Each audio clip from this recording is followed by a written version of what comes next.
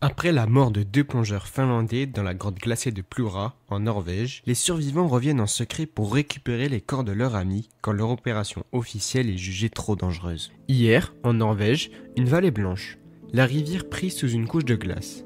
5 amis posent leur sac près d'un tout découpé dans la surface. Pas de publicité, pas de spectateurs.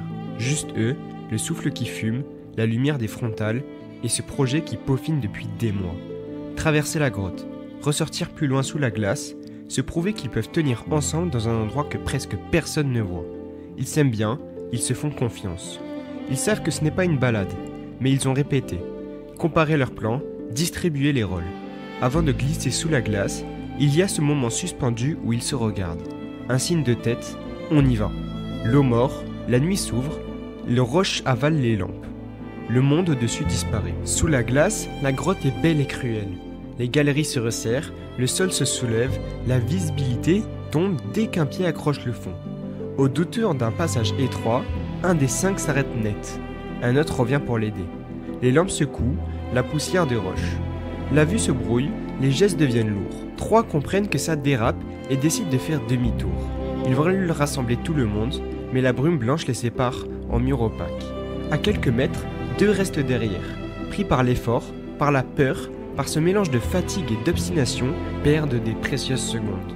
Les 3 qui repartent avancent lentement, se parlent juste assez pour tenir.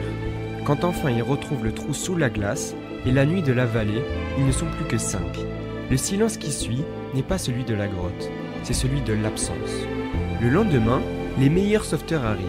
Ils plongent, testent le passage, reviennent secoués, verdict, trop risqué. La grotte est fermée. Sur la neige, ruban, gyrophare, voix basse. Les 3 survivants écoutent sans répondre. Ils comprennent la logique, mais pas le vide que ça laisse. 2 amis restent là-dessous, et personne ne viendra.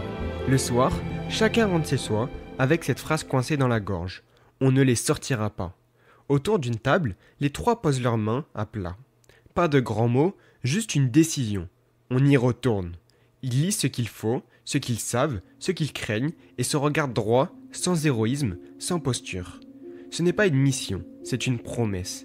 Ramener leur ami à la famille. Ils ne demandent plus la permission, ils fixent une date, ils savent qu'ils ont peur, et ils iront quand même. Nuit froide, souffle qui fume, ils découpent la glace, sans un mot, et glissent dessous. Tout est lent, précis, presque silencieux. Les passages étroits reviennent comme des souvenirs qu'on voudrait éviter. Le cœur cogne, les gestes restent calmes. Au fond, ils retrouvent l'endroit où tout s'est brisé. Ils s'arrêtent une seconde, baissent la tête, puis se remettent au travail. La peur est là, mais elle n'est pas le volant. Ce qui conduit, c'est la tendresse. Ils les trouvent, le temps se serre, le monde se rétrécit et a des gestes simples. Tenir, envelopper, avancer doucement.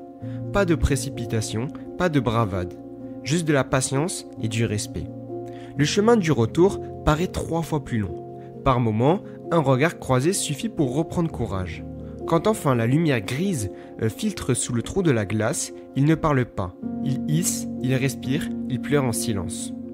La police écoute, pèse, puis ne poursuit pas. Les familles remercient, la presse parle de folie et de courage à la fois. Les 3 survivants restent discrets.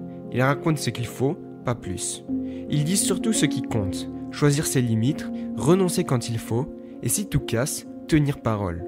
Chaque hiver, ils reviennent poser une bougie au bord de l'eau gelée. Le vent mord les doigts, la femme tient, eux aussi. Si vous avez aimé ces histoires de plongée, n'hésitez pas à laisser un petit commentaire et à aller voir les autres histoires de plongée que je raconte sur ma chaîne. J'en fais une par jour, donc si vous aimez la plongée et des histoires comme ça, n'hésitez pas à aller